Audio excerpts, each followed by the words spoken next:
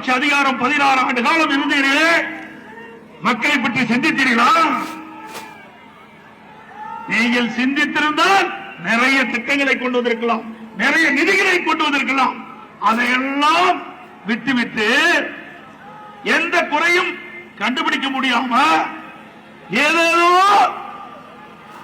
தங்களுக்கு நினைத்த கருத்துக்களை எல்லாம் அவதூறு செய்திகளாக வெளியிட்டு இந்த தேர்தலிலே வெற்றி பெறலாம் என்று உங்களுடைய கனவு பலிக்காது.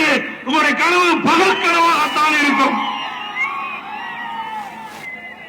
அனைத்து இந்திய அண்ணா திராவிட முன்னேற்ற கழகம் 2011 2027 வரை ஒரு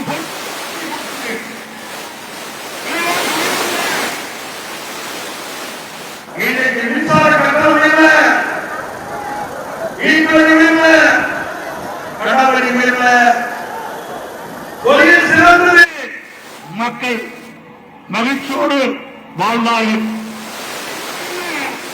திமுக ஆட்சிக்கு வந்தவுடன் 52% மின் கட்டணம் உயர்வு, ஈக்குவலி உயர்வு 100%. மாநகராட்சி நகராட்சி பேரூராட்சியில் கடைக்கு 150% வரி உயர்வு. இதுதான் இப்பொழுது இதை கட்டணம் உயரல, வீட்டு வரி உயரல, கடை வரி உயரல, தொழில் சிறந்தது, மக்கள் மகிழ்ச்சியோடு வாழ்ந்தார்கள். இன்றைய நிலை என்ன? திமுக ஆட்சிக்கு வந்தவுடன்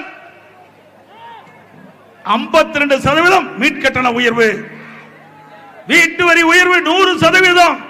மாநகராட்சி நகராட்சி பேரூராட்சியில் கடைக்கு 150% வரி உயர்வு. இதுதான் இப்பொழுது நிலை. இதற்காகவா மக்கள் உங்களுக்கு வாக்களித்தார்கள்? வாக்களித்த மக்களுக்கு துரோகம் செய்கின்ற கட்சி திமுக கட்சி, திமுக அரசாங்கம். இதற்கெல்லாம் வருகின்ற தேர்தலில் மக்கள் ஒட்டுமொத்தமாக உங்களுக்கு பாடம் கற்க இருக்கின்றார்கள் என்பதை நினைவு கொள்ள வேண்டும். அது மட்டுமல்ல, இன்றைக்கு சட்ட ஒழுங்கு சந்தி சிரிக்குது.